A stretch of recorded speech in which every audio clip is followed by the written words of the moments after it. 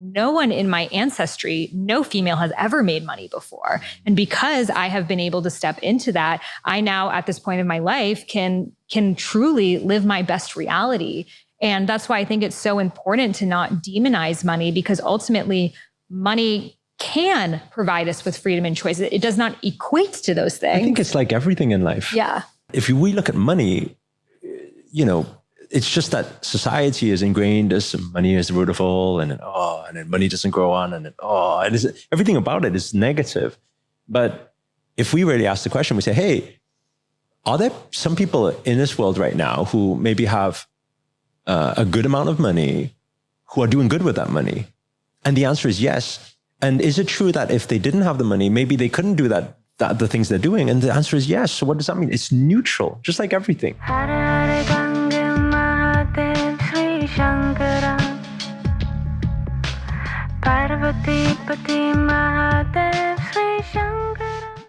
Hi, it's Sahara Rose, and welcome back to the Highest Self podcast, a place where we discuss what makes you your soul's highest evolvement. I have been on a journey for the past 4 months, traveling all around the world, reconnecting to different parts of my soul. And in this journey, I found myself in Dubai, of all places, which really wasn't somewhere that I felt called to go before, but I ended up there, and I was pleasantly surprised by the emerging spiritual community. And if you're new to the podcast, I am Persian. My family comes from Iran, and I spent a lot of time in the Middle East growing up. But one of the difficulties of that is that in the Middle East, spirituality in this more modern way isn't a big part of the culture. It was a big part of the ancient culture, ancient Zoroastrian roots and, even Sufism. However, today we are seeing a massive resurgence in spirituality in the Middle East. So I was really pleasantly surprised in Dubai finding that there were spiritual centers and wellness centers and people even sitting with different forms of ceremony. And it was so beautiful and refreshing to see a revival of these ancient age-old wisdom in the very lands that many of them came from. So when I was in Dubai, I put on my Instagram my little story thing in Dubai, and this beautiful soul reached out to me, Master Sri Akarshana, who I had come across his YouTube videos before. And we decided to meet up, and we went for a walk on the beach, and we instantly just dropped in, went straight to the heart of it, sharing the depths of our soul and really just connecting and learning more about each other's journeys. So I knew I wanted to have him on the podcast. He had me on his YouTube channel, and it was just such a beautiful conversation. And today you're going to hear it. So we really speak about this unique shift that we are in right now as spiritual people of no longer wanting to be the renunciate that gives up all material possessions and all belongings and has no clothes and moves to the mountains and sits in their cave alone, away from distractions forever. That is a path. And many of us grew up thinking, a spiritual person is a monk and a renunciate. And that's the path if you want to be spiritual, if you want to be enlightened. But a lot of us now, we're not wanting to be separate from the world. We enjoy beauty. We enjoy luxury. We enjoy organic foods, traveling, giving back, giving gifts, giving money to charity. So how do we have that balance between our desire to be part of the world, which does require monetary exchange, with being highly spiritual people that are connected to this universal source consciousness that is far beyond us? And he shares in the episode his own personal journey of being on both extremes, of going down the monk path, then also going down a very material path, and how he has been able to see that spirituality with money and abundance are actually not two separate things, but are very interrelated. So this is a really beautiful conversation that we got to do in person in Dubai. So if you have YouTube or Spotify, be sure to watch the video to drop in with us even further. So without further ado, let's welcome Master Sri Akarshana to the Highest Self podcast.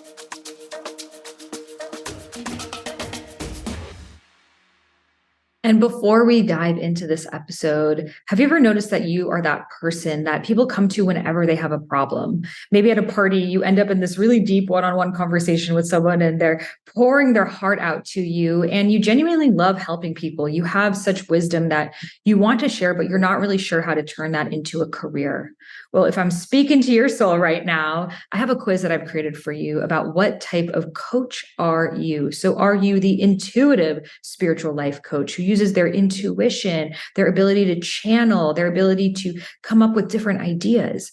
Are you the transformational spiritual life coach that's able to put a fire under someone's ass and get them to create massive life shifts?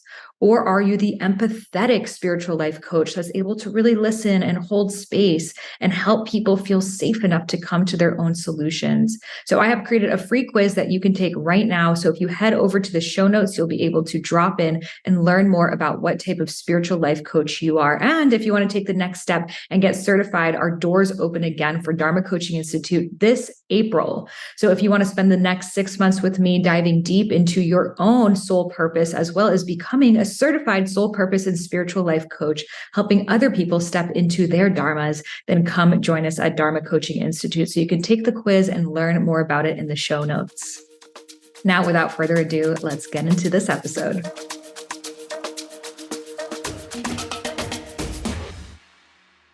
Welcome, Master Sri Akarshana, to the High Self podcast. It's so great to have you here. Thank you for having me. The first question I would love to ask you is, what makes you your highest self? Being the strong vessel to allow that infinite collective intelligence to flow through me and manifest through me. So we're here in Dubai right now in your beautiful studio, and we've been having amazing conversations the past few days and many beautiful synchronicities. And you shared with me a bit about your story. And it's so inspirational because a lot of people may be in various stages of your story and having those different awarenesses. So can you please share with us what began your spiritual journey and what that looked like for you? I think what began my spiritual journey didn't seem like a spiritual journey at that time. Now, when I connect the dots, I look back at it, I say it's spiritual journey. But I think one of the biggest moments was growing up. My dad always told me that, you got to make money and you'll be successful. I was not the academic type, so I had to go to work in burger vans, cooking burgers, and then eventually start my own business. And I was only... Where did you grow up? I grew up in the UK, yeah. And then so I started my first business in the restaurant industry. And I was around 20 years old. I took on a lot of debt, but it went well. And when I got to like 24, 25, I would say I was financially free. I could buy whatever, supercars or all the things that people dream of, And I was happy for a while. And then the question came in, is this it? Why are we all here, And I didn't know that would take me into a part where I suddenly fall into depression. So I think that was one of my biggest moments because I realized that, life is not just about materials or money or, there's something beyond that. So I think that started the inquiry. Yeah, it's beautiful because we never decide to go on a spiritual journey for the most part. It's through our darkest times, and really asking yourself, why am I here? What is the point of all this? I have the money, I have the success, and what do I want next? So what did you start to do after that? It's quite a funny story because I had in my restaurant, I remember it was Valentine's Day. We had a performer. She played this Chinese instrument called the guzheng. And after her performance, she really quickly rushed off. And I said, "Whoa, you need to leave already." She said, "Yeah, I need to pack my bags. I've got a plane to catch." And I was like, "Okay, where are you going?" Just normal questions. And then she said, "I'm going to Kenya." And I said, "What are you going there for?" And then she showed me a picture of her and some orphan children. And then she said, "Oh, I'm going to help them." And she said, "You want to come?" And I was like, whatever. I said, "No, not really." So I said, "No, it's okay. You enjoy," right? And I said, "Safe trip." But that was during a time where I would get into my sports car every day and literally say to whoever it was up there, please take me away. Like, that's where I was. I was like, couldn't find any meaning in life. I thought I was done. I was supposed to be successful, but I'm not happy. And I didn't know why.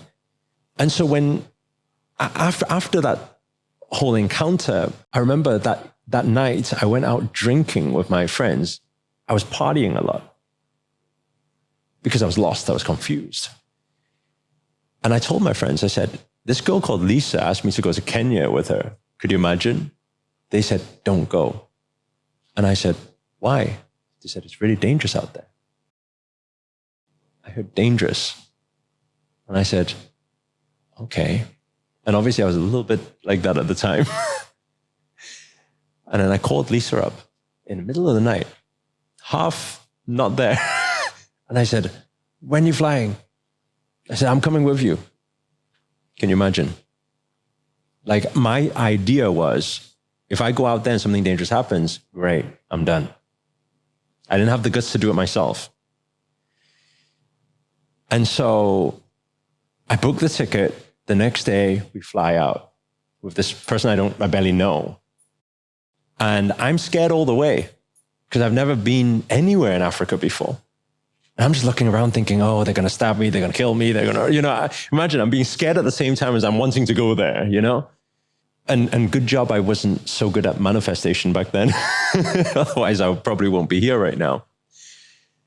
But then the first day we went into the forest areas, into the hills, and she took me to the first orphanage. I seen the kids playing there, kicking this old bottle around and laughing, cheering. And in the far distance, I seen this lady, her name's Betty, and she was cheering and with the biggest and most beautiful smile I've ever seen in my life. And that was my first day, the first scene I witnessed, and I burst into tears because I was questioning, why are they so happy? Everybody says I've got everything, but why do I not want to be here? But they have everything. I don't get it. So all these thoughts started coming in my head. And that's where I took a complete 180 turn in my life.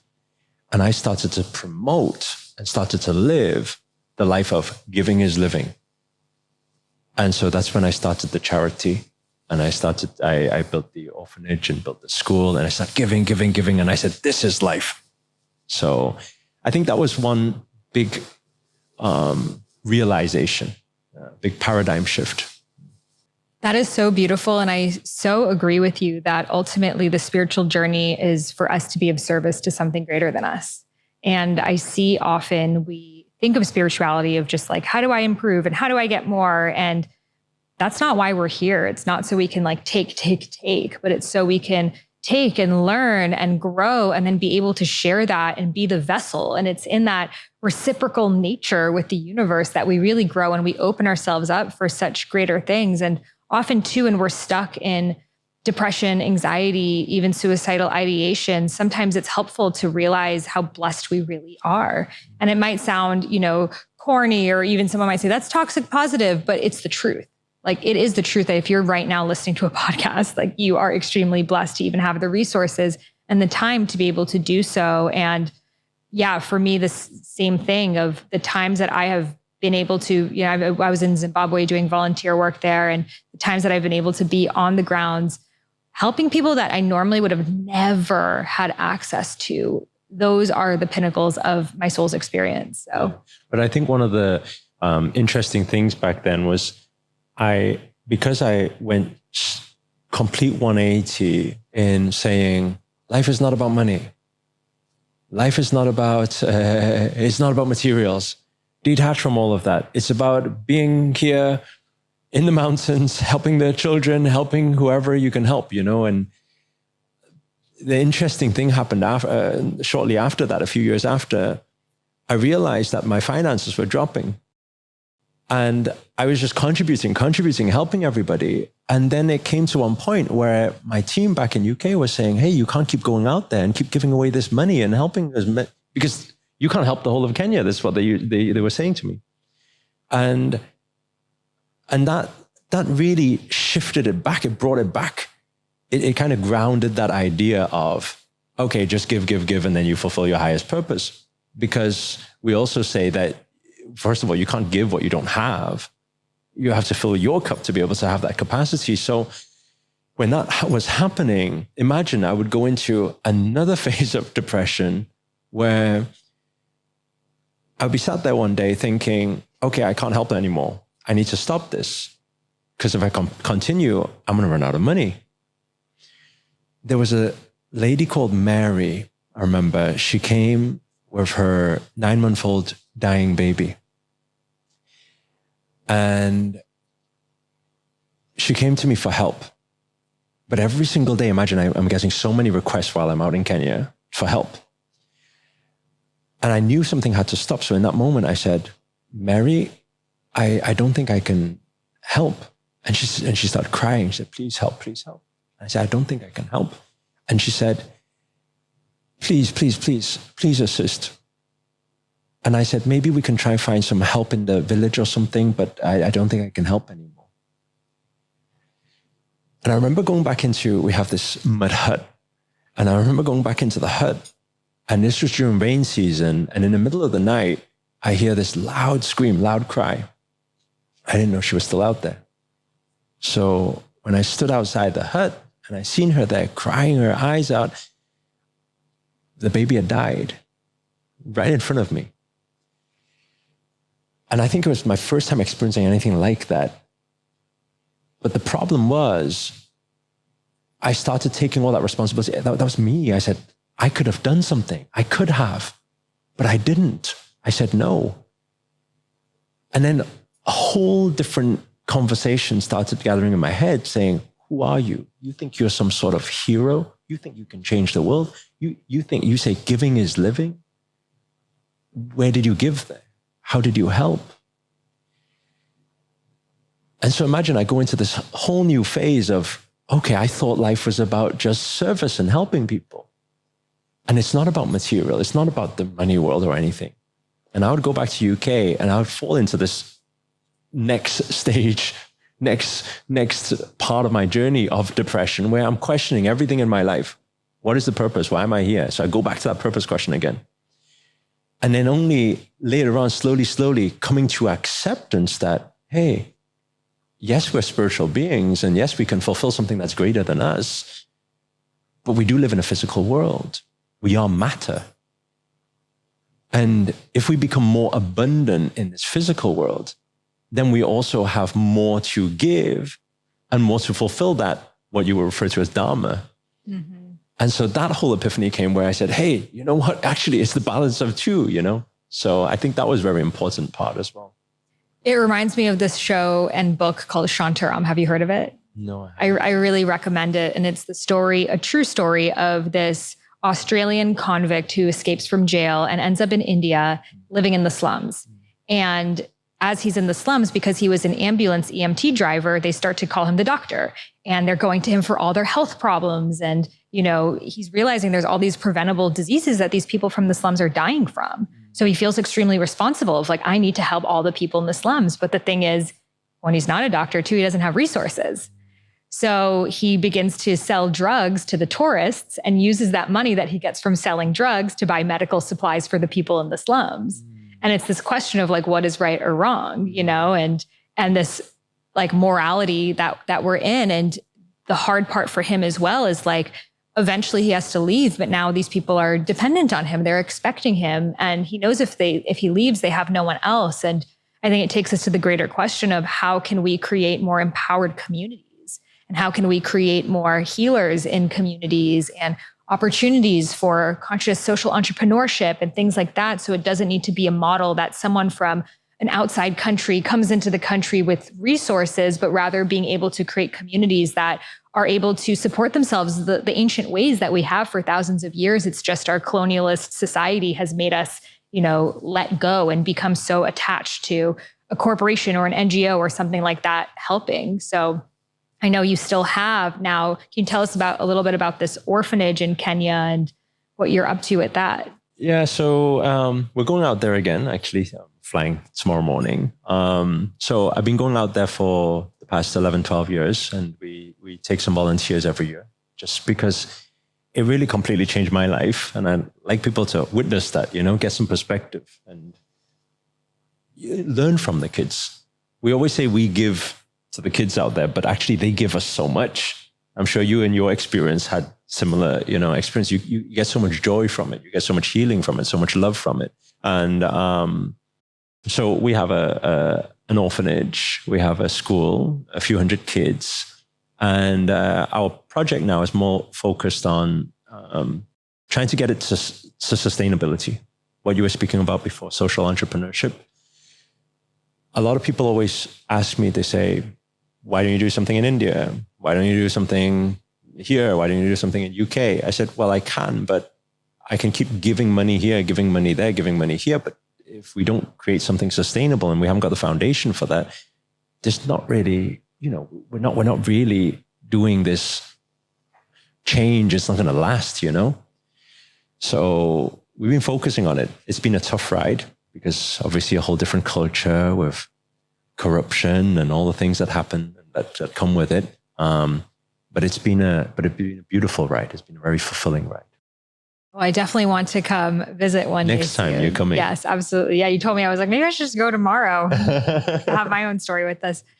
So I want to talk about business as a vessel really for spirituality and being of service, because I know that it has been for you and for myself and a lot of people listening. They want to create their own businesses and use it really as a way for them to share their voice and impact humanity in a way. So if someone's like maybe very much starting their entrepreneurship journey, maybe they're still figuring out, how do I create a business out of what I love? What do you suggest for them? Well, I think it's very similar to what you speak about when it comes to finding Yodama. I think it's finding out, what your passion, what your skill sets are, finding out what serves the world, and what problems there are that's happening out there and what needs solving and how can you help.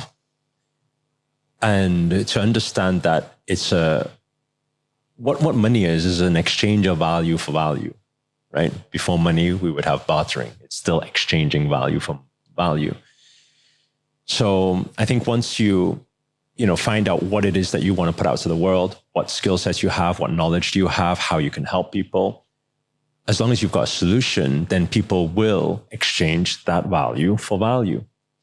But I think that the thing is, because we use the word spirituality, that's where things can get a little bit more complicated than just, I always say to people, if I didn't believe in spirituality and I was just doing business purely just to make money, life would be so much easier. I'm not talking about life as a whole. I'm talking about business life would be so much easier. When you're talking about spirituality, just like even if you talk about churches out there that collect donations, people start talking about where's the money going and all this, there comes a lot of question around money. And this is where I see a big problem in the world, where you have this divide.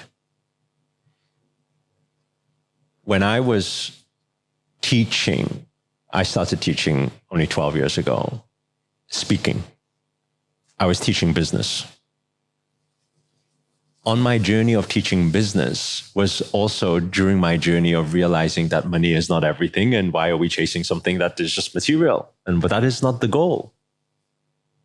So as I evolved, I started to see the people that were coming to my business sessions evolve.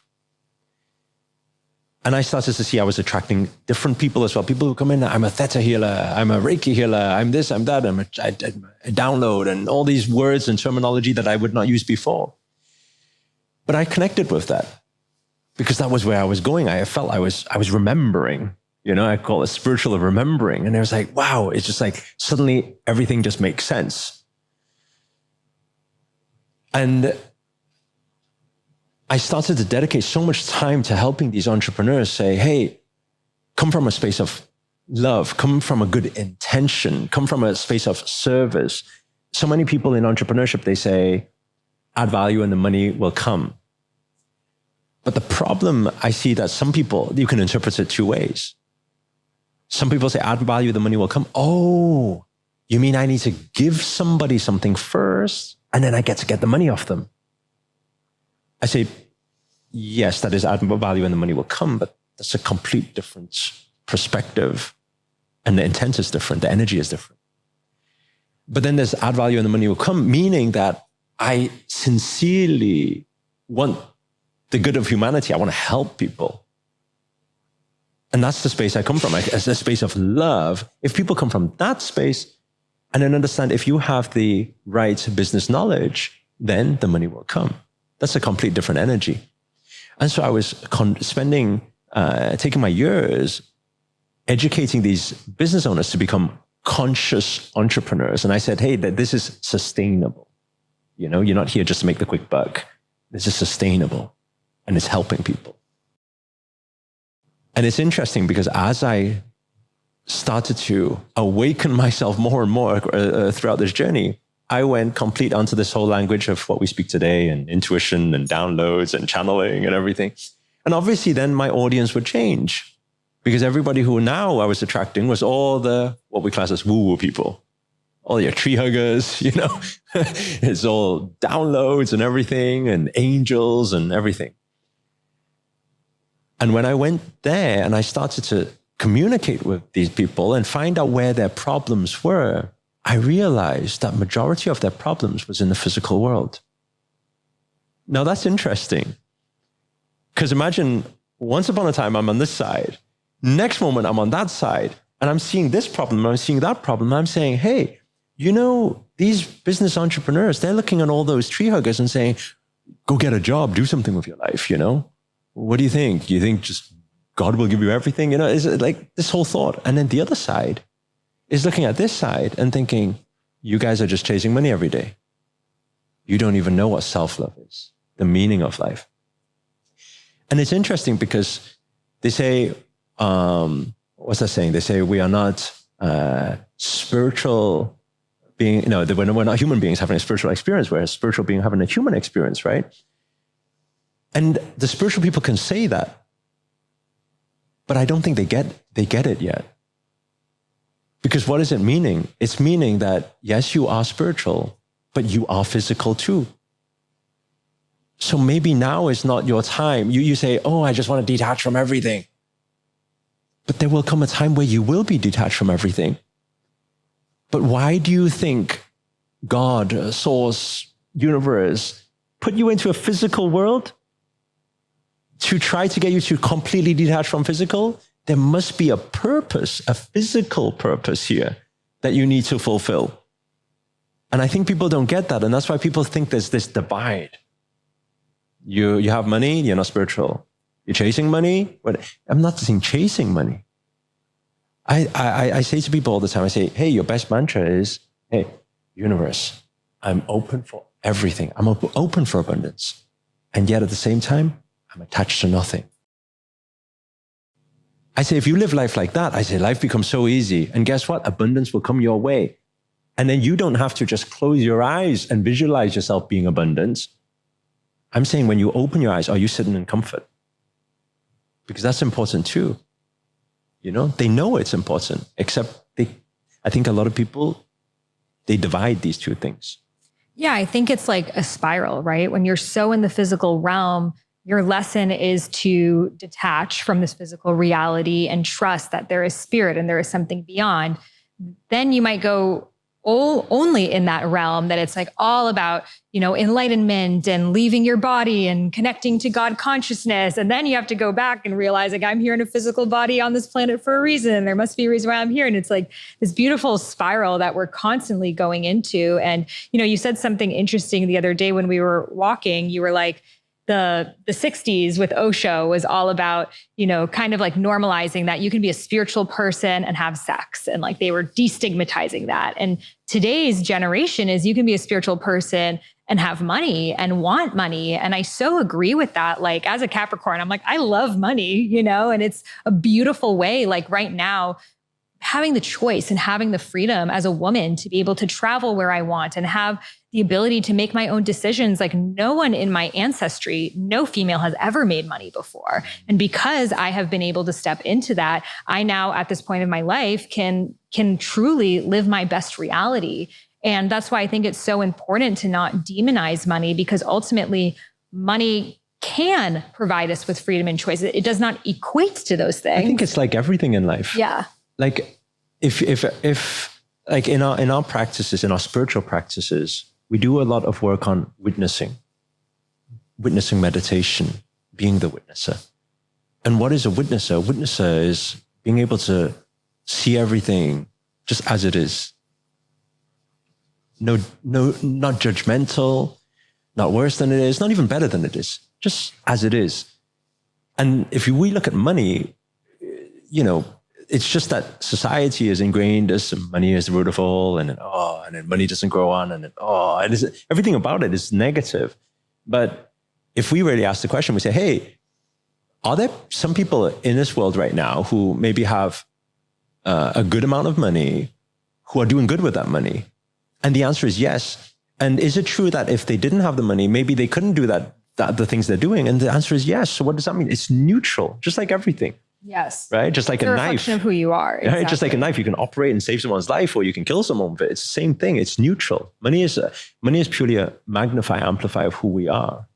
And I feel like the way that you use money, like the universe watches and sees. Like when I started to make money for the first time, the first thing I did was I began sponsoring children in Cambodia. That's beautiful. And now I have like 7 children in Cambodia and 2 grannies, and I plan to go to Cambodia and visit them. And I'm emailing with them all the time, and they just feel like my family now. And every single time I would make a little bit more money, I would sponsor another one and sponsor another one. And it's so easy to wait until, once I have this amount of money saved, then I'm going to start to donate. Then I'm going to start to be of service. But when you start to donate and be of service in whatever capacity you can, the universe sees where that money is flowing and sends more to you. This is what I always say to people. Some people say, I'd love to do some charity work sometime. And I say, why sometime? Why not now? They say, I don't have the financial ability right now.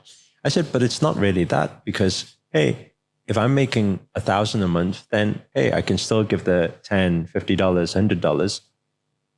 It doesn't have to, you don't have to become a millionaire to give. Exactly. And I think, again, we have such scarcity with money that we're like afraid, like, if I'm only making $1,000 a month, I need to hold on to every single dollar. And it's like, even if you gave $10 a month, it's showing that I'm not so attached to this money, and knowing that I have more money than a lot of people at $1,000 a month, probably more than like 80% of the population of planet Earth, Do you know what's interesting though? Because obviously, a lot of our messages, to a lot of people who are more spiritually conscious, pretty much all spiritual people can speak that, we are abundance, or we are unity, we are one with universe, we are everything. Yet at the same time, they live with that scarcity mindset, or that, and it's like unconscious. It's just right, because it's the separation, right? That's interesting, right? Because they can speak it. They can definitely speak it every day. They can even affirm it. Yeah. I'm abundance. I'm one with universe. And then the moment it comes to anything with money, then this whole fear starts kicking in. Well, here's the thing with money. It does require aligned action, and I think a lot of spiritual people have a resistance to action, because it's a lot easier. I call it mental masturbation, in your head, to be like, my vision board, and I'm going to attract this and da-da-da. And then it's like, okay, what are you now doing with that? This is what my audience don't like hearing. No one likes hearing it, but it needs to be said. And, when we realize that we are creators and creatrixes of our own reality, business becomes a tool. It's like, I'm going to wave my magic wand. What do I want to create? Do I want to create a business where I'm one-on-one Dharma coaching, spiritual life coaching? Do I want to create a business where I take these like beautiful candles that I'm making and put them out on Etsy? Do I want to create a business with social entrepreneurship, or be a part of a business that has a mission that matters to me? And we realize where we invest our time and energy, we can actually create realities that no longer exist. That's magic. That's alchemy right there. But we have this idea in our head that like work is this like dense, hard thing that sucks. And it's like, I have my work and I have like my higher spiritual self, and they're separate. But it's when we have that integration that we're like, wow, I can put my energy towards whatever I want. And not everyone wants to be a multimillionaire. That's actually not in some people's best. Do you know what I think as well? It's not just about the lack behind money or wealth. I think also it's the fear of judgment. Right? You see that where a lot of people going into becoming more conscious, coming into the spiritual world. And then they have all their conscious friends. And because it's not commercialized to be okay, then they think, oh, well, I'm supposed to be spiritual right now. I'm not supposed to buy something expensive or pay for something expensive. And I think they also fear judgment. Totally, because we're told those stories, more money, more problems, or, those neighbors of ours that are rich, see, they're evil, or whatever the thing is. And we're also afraid of, like letting go of old friends that maybe are no longer in our tax bracket. And like, what does that mean? But what I have found oftentimes too with money is like, we think it's this really, really hard, complicated thing, but making money is actually really easy. And people don't realize that. It's actually very easy because every single person has a unique gift to offer. And it's just when we can tune into our dharma, our energetic signature, that we end up sharing that very thing that the world needs that only we can share, which I shared with you. It's like the supply is one and the demand is infinite, but it's just most people don't sit with that question long enough to understand what it is. So then they're jumping to the thing that looks like it's making money. Everyone's talking about this on social media. It's making money. So let me do this. Everyone's doing that. So let me do that. But then you're one in a sea of a million saying the exact same thing in the exact same way with the exact same brand, the exact same font. And then you're wondering why it's not making money. It's because it's not your dharma. So what tips do you have for someone who is maybe having a hard time, like with their judgment around money? They want to make more money, but they feel like there are some limiting beliefs, some scarcity blocks. I think that they need to first think about, where those thoughts came from. Most likely it will come from parents, upbringing, teachers, what we've heard in the past. And then also is to acknowledge, okay, where were they at that time? The people who were involved, who conditioned us, who said these words, maybe that was only their interpretation or your misinterpretation or their understanding of it. So then to question, hey, is that true for everybody who has money? Or is that true for everybody who has tried to make money? Is it really that difficult? Or has it been easy for some? Yeah. And has money been good for some also? And when we come to that more, we take a step back and we look at it, we realize that, hey, money is just neutral and money can be easy if we allow it to be. I think that from that perspective, then I always say the easiest way to get any result in life is to find somebody who's achieved it already. Study, read the books, right? Watch the videos, find the mentors, find the coaches, because they are like you say, making money is easy because your awareness is around that. And not everybody's awareness, and we don't learn it at school. So I think at the same time, there are things that need to be learned, right? Somebody can say, oh, you said add value and the money will come. I help people every single day. I'm still broke. Yeah, but do you have a service for people? Do you say, hey, by the way, this is a service, and hey, this is the website, or do you have something there? And the answer is no. Well, that's why, can you communicate that? And some people will find it. I think the biggest challenge people usually have is they feel like asking for money. They feel like, oh, I don't want to ask for money because it feels like, I'm begging for money, or I need their money. But instead of thinking that, I think it's more shift the perspective again to, hey, I have something of value. It's purely an energy exchange. Energy is everything. Everything is energy. Money is energy. So it's just an energy exchange. It's like you smiling at someone, someone smiles back. So it's the same thing. And once we come to that acceptance, then, okay, well, how about we better learn? And I don't say learn sales. I just say, how about we better learn the skill of communication? How about we more effectively communicate? Because actually everybody sells anyway. You know, we do it all the time. We sell to our kids. Do your homework. They say, no, I don't want to, right? Okay, but if you do your homework, I'll give you this, right? It's the same thing, right? It's an exchange. It's communication. So we're selling all the time. We're even selling when sometimes we purchase a new vacuum cleaner. We got it on sale, and then we tell our aunt or uncle about it, and then they go and buy it. What have we just done? We sold. So we do it all the time. But I think a lot of the time we find it difficult when it's our own service, because we feel like I can't ask people for money. But everything is an exchange of value. Everything is an exchange of energy. Yes. And I think that this is where packaging something really comes in, because I could be like, oh yeah, like I'm helping you, giving you advice whenever you need. There's a difference between doing that and packaging like a transformation, or here's how I'm going to work with you. This is a coaching program. Exactly. This is a coaching program, or this is how we could work together, and giving some form of boundaries and structure to it, because then it can start to make sense in people's minds, because there's a lot of people out there giving incredible advice and sharing wisdom or doing things for people and stuff. And if they can just fine tune it, choose that thing, create a package around it so the value is easily understood by other people, then it makes sense.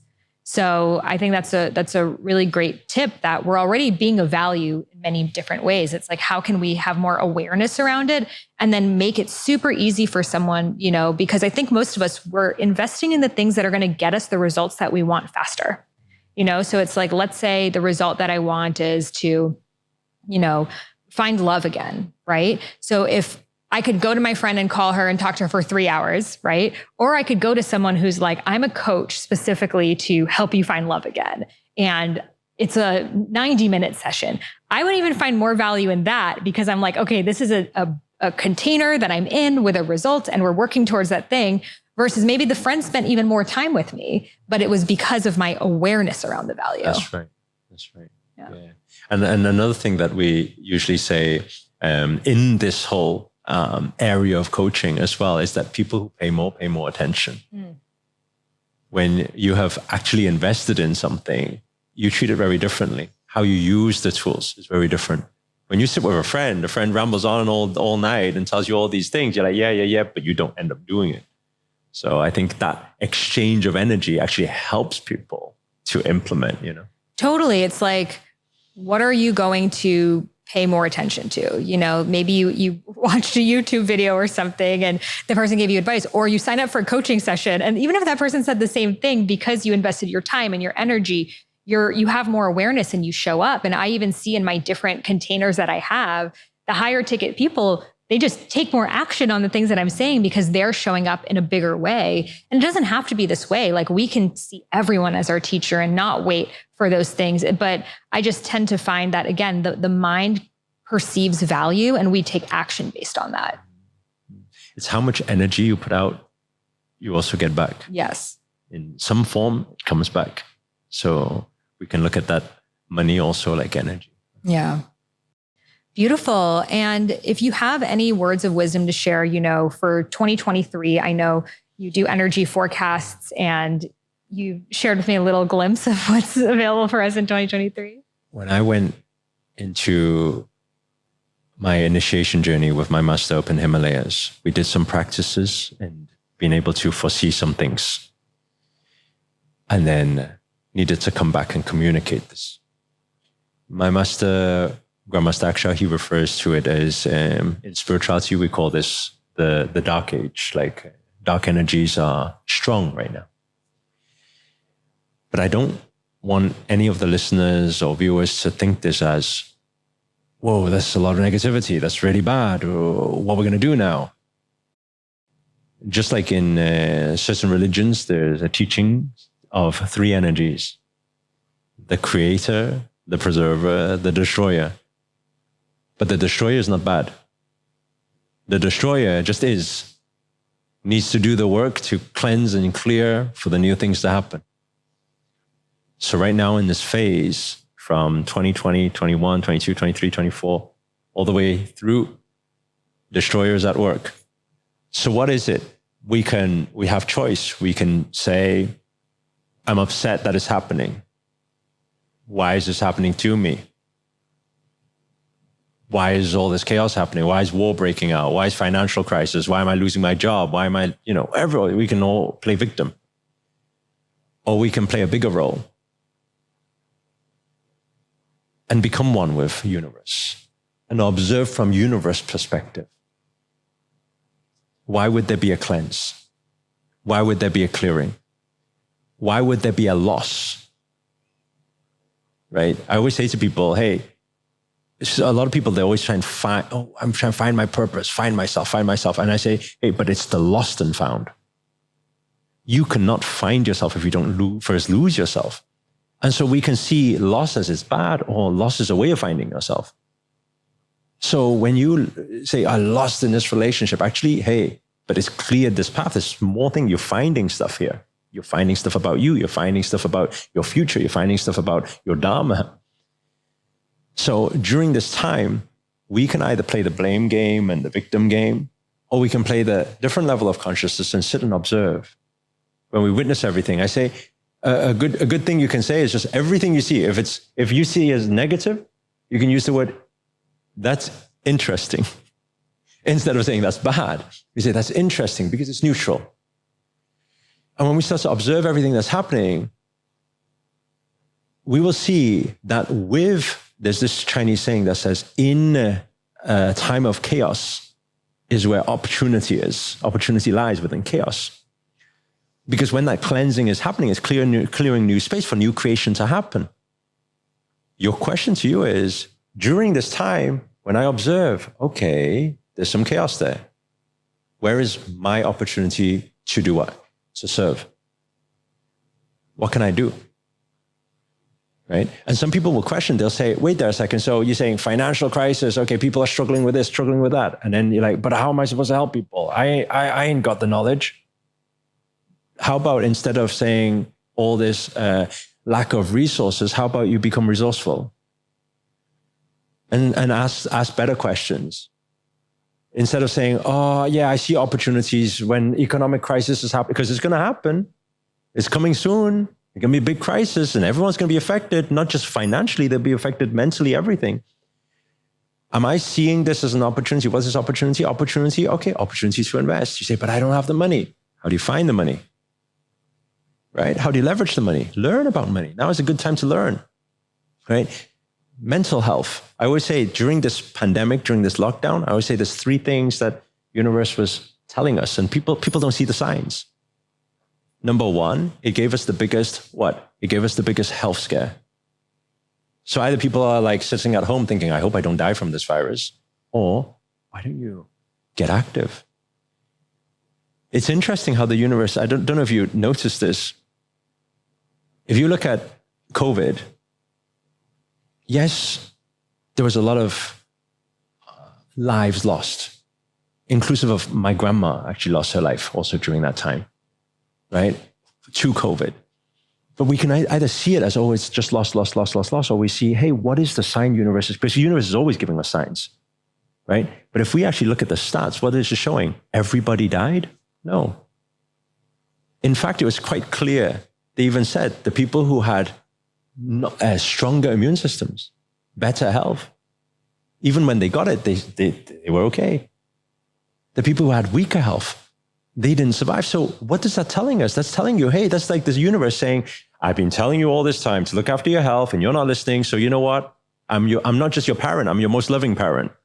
I'm going to have to take that thing away from you and force you into looking after your health. But people didn't read it like that. People are just saying, oh, I'm scared. So look after your health. That includes mental health, right? Build up, find the coaches, find the mentors, right? Build up your mental health too, your mental strength. Second thing, wealth scare. And that's, people think it's happened already. Loss of jobs, all the rest. But there's a big thing happening. And it's not, sometimes people say, oh, that's a good prediction. I say, it's not a prediction. You look at every history, there's cycles. Every 12 to 15 years, you see the same cycle happen again and again and again. It's not going to differ this time. It's the same thing. It has to happen. So again, you can see it as, oh, why is this happening? More people losing their jobs, or, oh, my house isn't worth what it was when I bought it. Or I can say, hey, maybe universe is telling me that I need to start managing my finances. Maybe I need to learn about finances. Maybe I need to learn about becoming more independent about finances. Why? Because there'll be people losing jobs. But you know what's really interesting? And I did this actually across many, many events. We have like thousands of people come on these virtual events. And I asked the question, I said, I pretty much know. I said, raise your hands if you've lost your job during lockdown. They all raised their hand. I said, I want to ask this question, right? I'm predicting that you were also the people, right? Everyone who did lose your job, you were also the people who maybe not so long back, 1 year ago, 2 years ago, right, 3 years ago, you were in your job and you had said, I'm not happy in my job. Or maybe I want to try my own thing. Maybe I want to do my own thing. But you couldn't commit. It's like people in relationships, right? I'm not enjoying my relationship, but I can't break up. I can't live without them, right? Anybody who ever has even spoken that before, or felt it before, or received that message or download before through them to say, hey, I'm called to do my own thing. Yet at the same time, my limited mind or this fear is not allowing me to fulfill that, right? Then what does the universe do? Well, like I said, the universe is your most loving parent. Universe is listening. Universe is watching, observing, right? No words go unheard, no actions go unseen. Universe is always watching. I hear you, I feel you. You want to, but you're afraid of taking that step. Okay, so what was 2020? Let's gather up all the wish list people, right? You all wish for that once upon a time, but you don't have the courage to do it. Let's gather all that up. Okay, let me help you. Remove. And then, oh no, I lost my job. Oh no. No, everything happens for a divine reason. Nothing's by accident. At some point you sent out a signal, right? And then it responded. And now you're not happy with the response, right? It's because it surprised you. But actually, nothing should surprise you because everything is manifestation. So when we start to look at this, what does that mean? Okay, now anybody who's going to be struggling financially, what should that be? Oh, it's a sign. You mean I'm supposed to learn? You mean I'm supposed to learn something here? I'm supposed to learn how to become more independent, how to manage my own finances, right? And the final thing, this final sign, I say, is for evolution. I always say our physical reality is purely a limited representation of the metaphysical. Metaphysical is infinite. It's way beyond. It's trying to get this message through so everything can manifest into physical reality, this thing that is way beyond. And that's why all we've seen for the past 20 years, 50 years, 100 years is evolution. We've been advancing, right? Technology. So what is this final sign? It's to move into technology. We see it. When did Metaverse announce? Metaverse announced during the same time, lockdown, right? It announced. Why is everything going digital currency? Everything's going digital assets. Everything going digital reality, right?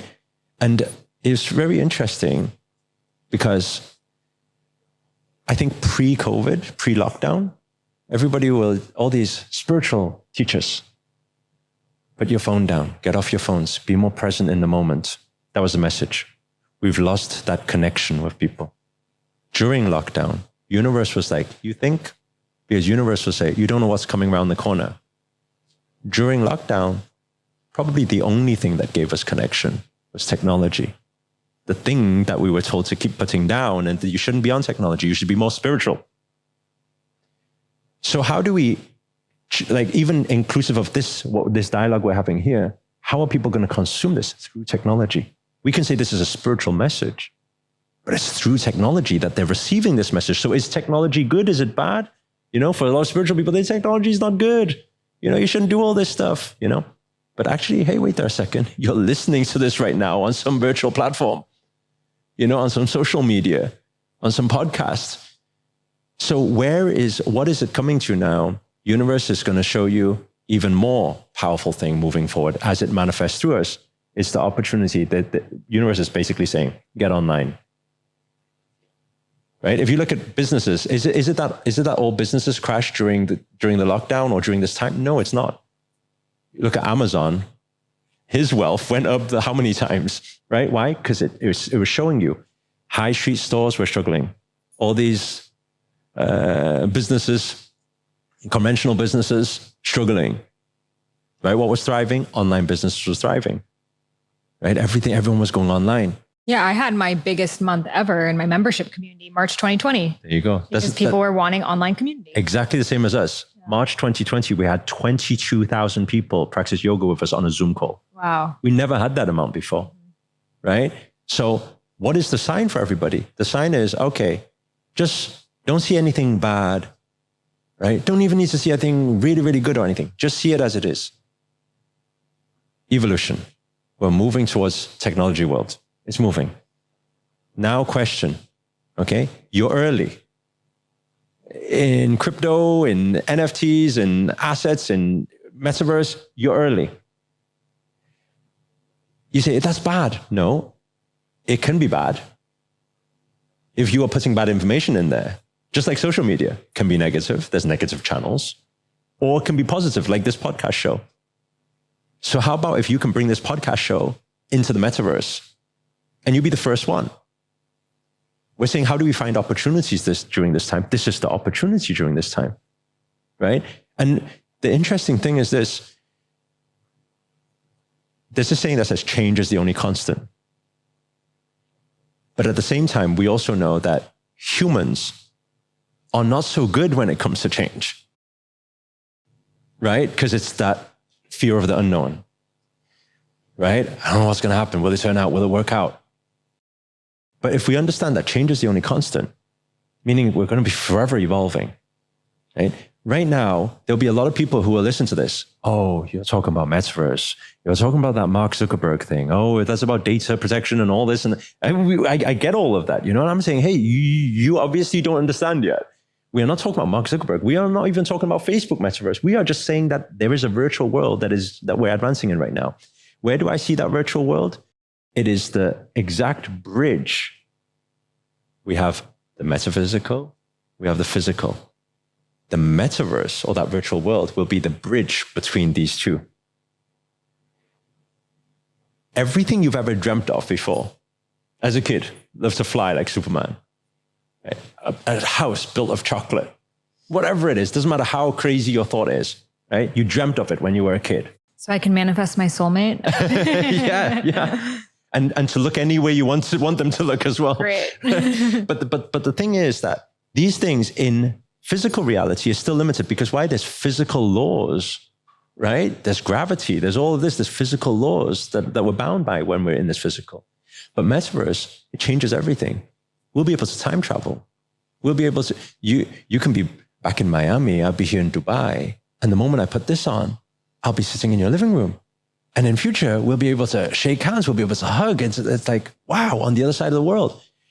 But the thing is, people will be looking at, no, I'm not going to put those silly goggles on. But that's what they said for social media when it first started too.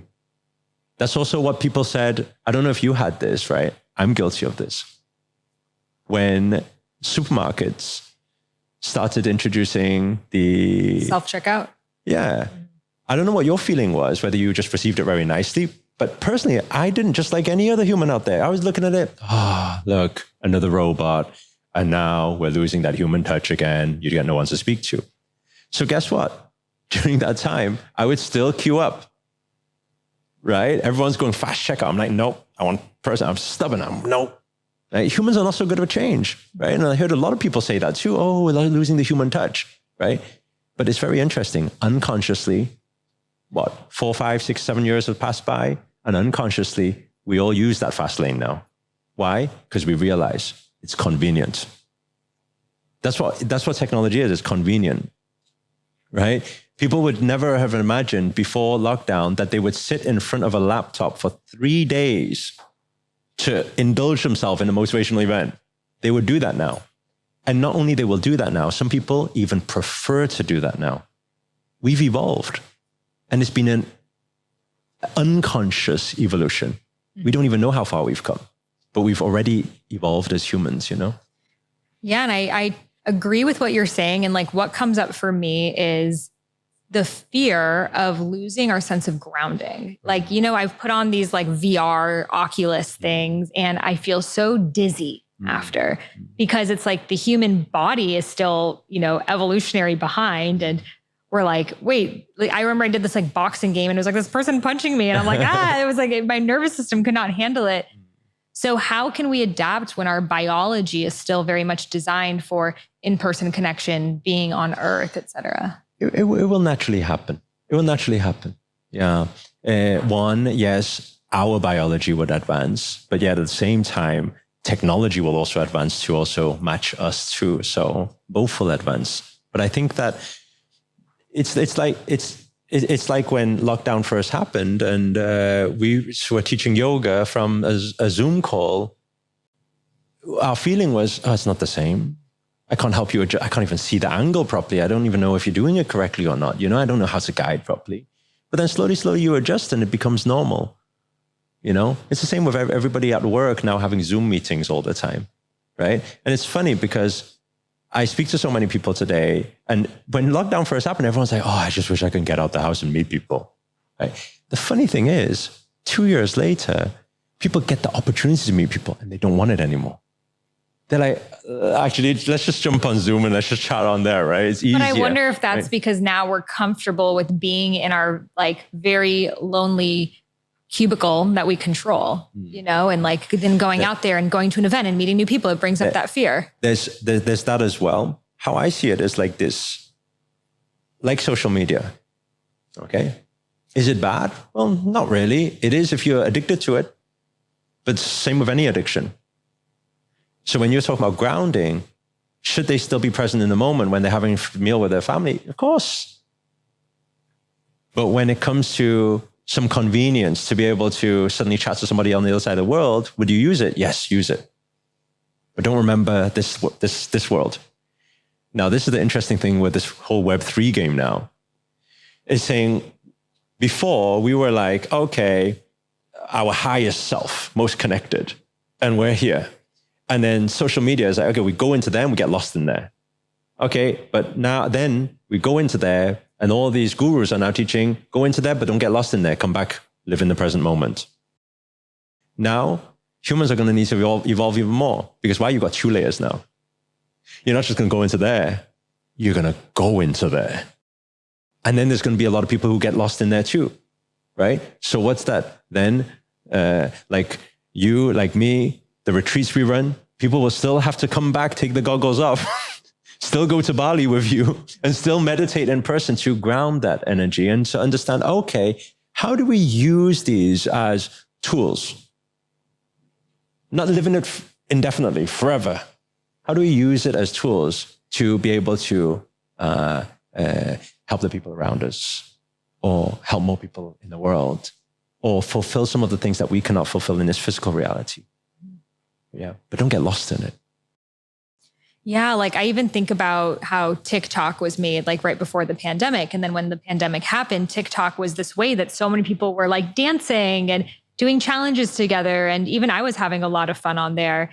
And I was so grateful to have this app. But then once kind of life started picking up, I was noticing I'm like missing out on life to scroll on TikTok. And now it's like, it crossed that threshold of like, now I'm addicted to this app and I had to delete it off my phone to find that equilibrium again. But people need to attach before they detach. Right. There is no point any other way. Mm-hmm. You know, I had the same thing when I first started YouTube. I was vlogging. I don't know if have you tried vlogging before? No. You lose your life. Yeah. Like it's not, okay, we're going for a meal. Right? Even it's not, who are you going for a meal? Here okay. I am, just sat down. The menu Wait is there for a second. Let me figure out the lens. Yeah. Okay, the angle. You're not enjoying the meal anymore. You're not even enjoying the person anymore. Yeah. Right? It becomes that, right? But then you get lost in there to then find again, okay, what's the balance here? Right? And it's interesting when you said that because I thought of something that my master, Grandmaster Aksha, he always says. He says a lot of people today are always practicing detachment, minimalism. Detach from this, detach from everything, detach from everything. He said, The funny thing is, he said, a lot of people, they never had it in the first place. You know, a lot of these people venturing into spirituality, consciousness, and detachment, you never had the wealth in the first place. What are you detaching from? How about you allow yourself, at least give yourself the honor, because we're in this world for such a short time, in this physical reality. How about you give yourself, just honor yourself, to give yourself the experience, to experience life at its fullest, experience it at the fullest, and then decide, oh, I don't like the taste of that. But at least taste it first. Otherwise, you never know, you know? And then decide, where is the balance? Should I detach this much, that much, 80%, 50%, right? Then find, okay, what's best for me? Yeah, I think it's, you know, you chase your desires to realize which ones are empty. You know, like you might, if you have a desire of like, I want to have 100,000 TikTok followers or whatever the thing is, like, and that desire is there, you deleting TikTok is not going to get rid of that desire. You need to follow it and see and make the content and build and grow. And then you might realize that you love it, or you might realize that you have 100,000 and now you need 200 and 500 and a million, and it's never enough for you. But you would never have consciously had that experience if you didn't try. Like the person who says, I want to start my own business. Okay, done. I want to make my first 6 figures. Done. I need to be a millionaire. Done. 10 million, 100 million. Done. Depression. What am I doing? It's the same thing, but that depression, that down comes the next up, right? It's chaos to order. So it's inevitable. It's a part of human evolution. It's a part of how we learn. It's a part of our journey. Can we create experiences that we learn without chaos? Can we create? Like, how can we learn without chaos, learn without going into the pain and, you know, the rug being swept under your feet? Do you think that's possible? I think the learning is different. The depth of the learning is different, you know? So yes, we can, but it's very surface level. Right. It's not deeply ingrained, you know? So somebody can tell you, hey, you don't do this in business, you should do this. And you're like, okay, people tell you, relationship, you shouldn't do this, you should communicate effectively or whatever. Okay, you listen to it, you do it, and it works. But it's not deeply inside. You will still, if some big chaos happens, you'll still make those mistakes and then still dive into that problem. But I think that when people really get down and messy in all the chaos, it becomes the biggest learnings, you know. Yeah, because I can read a book about self-love, or I can go through the journey of losing love, you know, and that will actually really help me embody that lesson. But then, okay, so I have something for you. Yeah. But then comes the question of, what is the point of reading the books on it then, instead of just... I think the books can give you insight that you would not have had on your own. You know, like sometimes we're so in our own heads and 80% of our thoughts are repeated from the day before. So we're kind of cycling these old belief systems that we've kind of picked up from the world around us. So reading a book can open you up to a whole new universe and way of seeing things that can prepare you for when those experiences happen, or maybe those experiences won't need to happen because you have that awareness and you can, you know, kind of see it from afar. However, I don't think you can prevent anything that's related to your karma. It's going to happen. And it tends to be only through that embodied experience you reach depths that no book, coach, teacher could ever prepare you for. But I think that books and education just accelerates the whole journey. Yes. Because you can avoid some mistakes. Right. It's like being able to speak different languages. It's having a wider range of vocabulary. So then when you're in the experience, you're not like figuring it out on your own for the first time. You're like, oh, wow, millions of people have experienced suffering and loss and grief and all of these things. I'm not alone.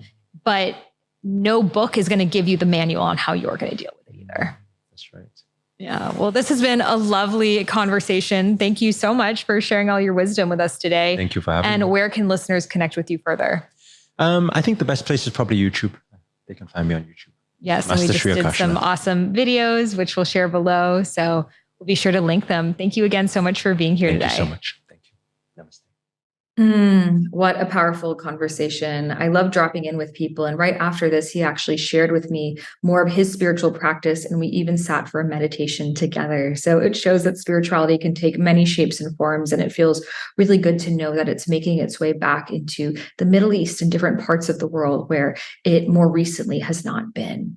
So if you are interested in stepping into your own path of abundance and spirituality by creating a career for yourself as a certified spiritual life and soul purpose coach, then come join me at the Dharma Coaching Institute. This is my school. It's ICF recognized, so you know you are getting the highest caliber of education.